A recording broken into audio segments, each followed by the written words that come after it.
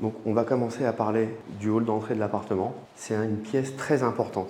Ici, on a fait un travail d'architecture intérieure vraiment particulier. À vrai dire, on s'est bien pris la tête. Voilà. Il faut savoir qu'au départ, dans l'appartement, il n'y avait pas de hall d'entrée. C'était une grande pièce. Donc il y avait pas mal de murs qui n'existaient pas ici. On arrivait dans quelque chose d'assez informe finalement. Puis on avait en face de nous un bloc, etc. Bon, ça n'avait aucun sens. Il n'y avait aucun style, rien.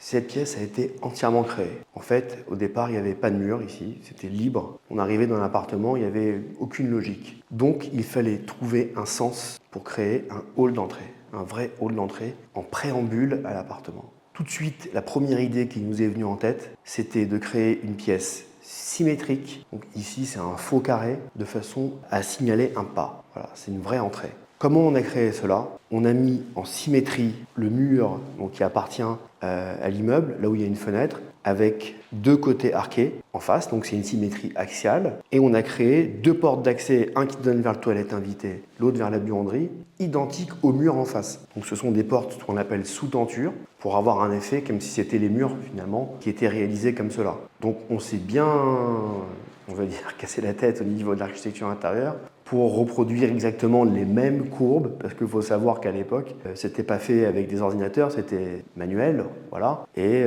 c'est pas des quarts de cercle parfaits. Ce sont des quarts d'ellipse qu'on a déterminés, il fallait les reproduire dans le sens inverse. On n'allait bien sûr pas refaire une fenêtre en face, ça n'a aucun sens. Donc on a refait un placard d'entrée qui est un vestiaire, voilà, je l'ouvre, il est très beau, donc c'est un vestiaire d'entrée qui est dissimulé derrière un grand miroir de type parisien avec des cabochons, comme dans les grands halls parisiens, haussmanniens. Voilà, donc on peut observer, toute la quincaillerie bien sûr a été sélectionnée parmi des objets antiques. On n'est pas sur de l'achat neuf ici, c'est fait exprès, c'est une volonté. Et une fois qu'on avait réussi à faire notre volume, on a commencé à travailler le style. Voilà. Il fallait qu'on soit dans un style haussmannien, mais unique, pas quelque chose de banal, on va dire, qu'on pourrait trouver dans n'importe quel lieu finalement. C'est pour ça qu'on a travaillé sur le sol d'abord. C'est un clin d'œil, c'est un sol un peu château, on va dire ça comme ça. Très joli, en pierre de Bourgogne et marbre noir. Donc il y a un vrai travail de calpinage qui a été fait ici pour que tout tombe pile poil. Chaque cabochon, chaque carreau est calculé. Ce sont des dimensions qui ont été demandées sur mesure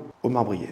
Donc tous les arrondis, les listelles ont été faits sur patron. On a envoyé cela à l'atelier pour que ce soit absolument parfait le plus possible. Et en écho au sol, en haut, de façon à donner un peu plus de majesté à l'entrée, on a réussi à créer, on va dire, une coupole, même si on n'a pas beaucoup d'hauteur sous plafond, on a 3,20 m, ce qui est déjà pas mal pour Paris, mais généralement quand on fait une coupole, on a plutôt 4 mètres, 5 mètres. Là c'était assez plat, mais néanmoins il fallait arriver à faire un dessin qui fonctionne bien. Donc au niveau du travail de staff, de plafond, du hall d'entrée, on a fait un vrai effort d'architecture. Voilà. Donc après, il y a tout un choix d'ornements qui a été mis en place, des répliques de frontons par rapport à ceux qu'on a trouvés dans l'appartement, pour qu'il y ait une vraie idée, une vraie cohérence. Ensuite, de cette pièce-là, il fallait bien sûr créer une arche d'accès vers la galerie, chose qu'on a fait, toujours dans l'esprit de l'appartement, avec des ébrasements dans l'arche. Les ébrasements sont les petits panneaux moulurés qu'on trouve souvent dans les épaisseurs de murs porteurs. J'aime bien les mettre dans mes réalisations. Je trouve que ça apporte beaucoup de charme, sans pour autant être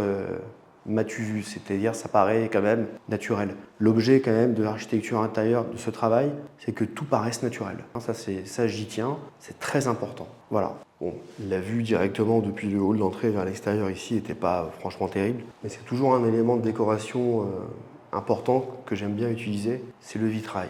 Donc on a utilisé ici un vitrail dans un style, on va dire, néo-art déco. Ça a été travaillé avec l'artisan. On l'a laissé, suivant nos directives, nous faire des propositions. On ne lui a pas imposé un dessin en particulier. Et ça a produit ce résultat que je trouve absolument beau. Moi, j'aime beaucoup. C'est pas classique, c'est pas trop pompeux, si je puis dire ça ainsi. Ça reste original et c'est pas trop hors sujet. Donc c'est un assez beau vitrail qui a été réalisé par Atelier Saint-Didier et je suis assez fier de le montrer. Voilà.